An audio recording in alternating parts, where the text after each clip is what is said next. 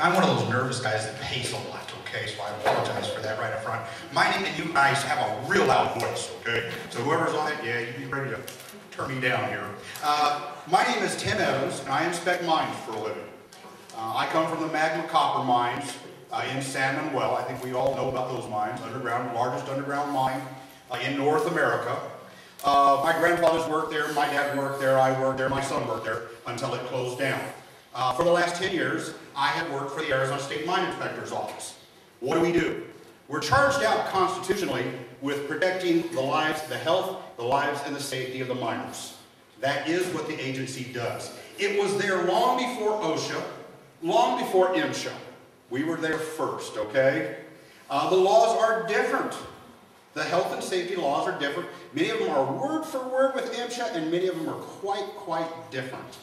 But we enforce it, and I'm a regulator. So I come here from the regulator's side. What do we do, what don't we do? Interestingly enough, there's a perception that the Arizona State Mine Inspector's Office is the permitting agency. We say, yes, you can mine, or no, you cannot mine. Nothing could be further from the truth. We're not a permitting agency. We're a health and safety agency. Think OSHA, think MSHA, think Arizona State Mine Inspector. Now, we have all phases of mining. We have the development, the production, and the abandoned mine site. So we do have all phases of that mining. Now, in the permitting process, you'll find that Rosemont will tell you what a incredible challenge to get a mine permitted.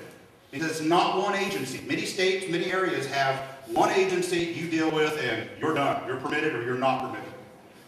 In Arizona, it's multiple agencies. It's ADEQ, PDEQ, Maricopa Department of Environmental Quality. You have the ATF, you have the Mine Safety Health Administration, you have the Arizona State Mine Inspector. You have agency after agency after agency. It's a very regulated industry for mining. And there's just not one-stop shopping there for it. You have the BLM. It first starts out with the landowner. Who's the landowner? Is it BLM? Is it state trust? They have their rules, their regulations, their requirements. Is it going to be both? Is it going to be a split state where both of them have? And then you end up with two sets of rules. But they're going to do that. Now, in 2007, January 1st, 2007, the Arizona State Mine Inspector's Office, through legislative efforts at the state level, was assigned the task of reviewing reclamation plans. And that is would not be for BLM. We have no jurisdiction there. It wouldn't be for the state trust. It's for private land.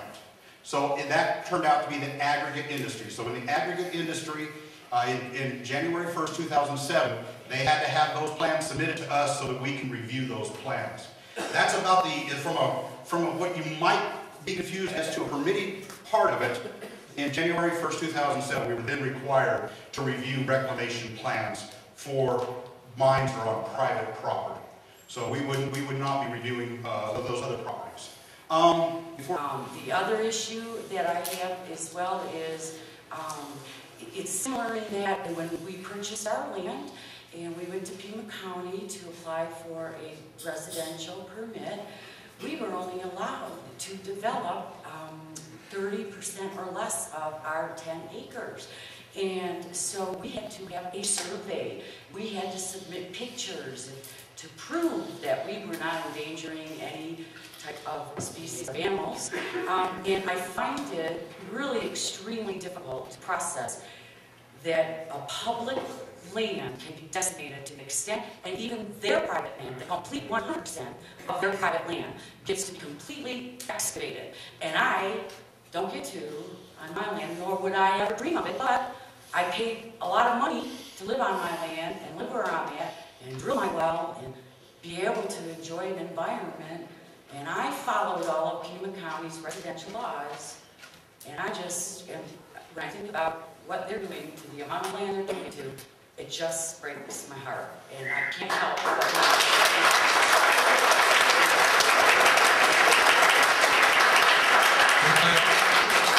We're glad that you're abiding by the rules, obviously, as you would, and most everybody else does. But there's a double standard, and it's due to the 1872 mining law, it's due to the Arizona waivers of rules for mining claims, the exemptions that they allow. Is this right, sir? Yes, it is, but it's not under the Arizona State Mine Code. Okay, but it certainly is. There's a double standard there for every other industry in mining. There's just, no other person who's operating a business out of their house, if they live next to a county park, would be allowed to, park their vehicles all over it, dump their waste on it. That law specifically is the There you go. law. And I'm going to get it right back to you. That particular law that I'm quoting is the railroad industry, the farming, ranching industry, agricultural, and the mining. It ties up all three of those in that law. And I don't remember the ARS, the particular ARS. You're very welcome.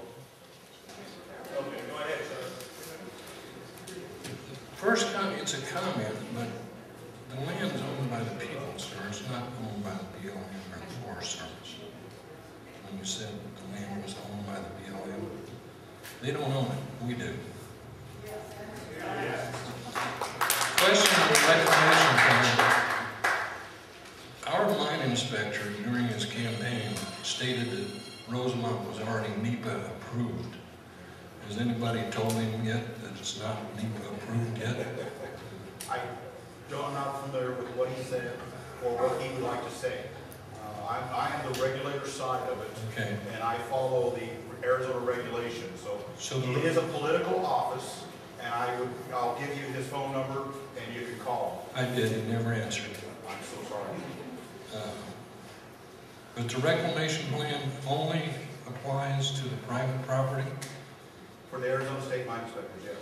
So the reclamation plan covers the whole of the pit, and that's it?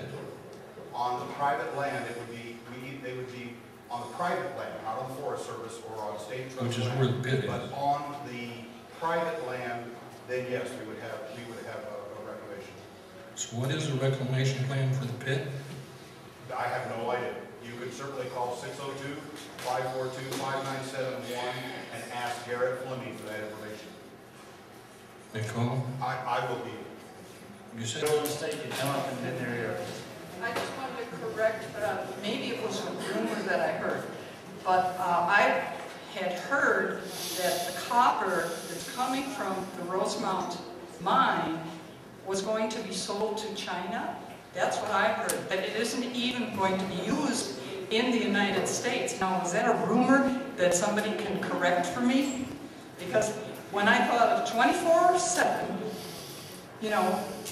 for 20 years, and all of the copper, not only leaving Vail, but leaving the country. Now, could someone correct me on that so I don't spread that rumor? And they're looking for jobs. In the copper industry, we didn't see the turn down. Copper has been stable, relatively stable. Now, there was some, Morenci had some layoffs, and then they promptly hired the people back. And it is general understanding, and I can give you no hard facts, that it is not domestic use that's floating copper right now. It is China and it is the Indonesian markets that are using that copper. Now, what the actual numbers are, I don't know. Thanks for your answer. So that shows that's where the market is, and that's continually the rumor that I've heard. So I didn't really have a question, but I did want to clear up a misconception. People have been talking about this Rosemont thing as a done deal, and they're doing construction and all this, and that is patently false. I mean, the fact of the matter is they've got a couple of permits. They do not have any permits from the Forest Service. They legally cannot do anything on our public land managed by the Forest Service until the Forest Service grants them a permit. They have a couple of well drilling permits, test drilling permits. Those are very minor. So what Rosemont is trying to do is exactly what we've seen tonight. They're trying to create the impression that there's massive construction going on. It's a done deal. They're doing everything in their power to make citizen input futile. But so far it's not working, and it will never work. The fact is that this is an unnecessary mine in a bad location. It's an unneeded situation, and don't kid yourself, it's an uphill battle. But this is by no means a done deal, and is no means a needed mine. If copper was never mined from Rosemont, we would not freeze to death in darkness. I mean, right now the copper mines in Arizona are operating at little more than 50% of capacity. There's plenty of capacity here without a Rosemont mine.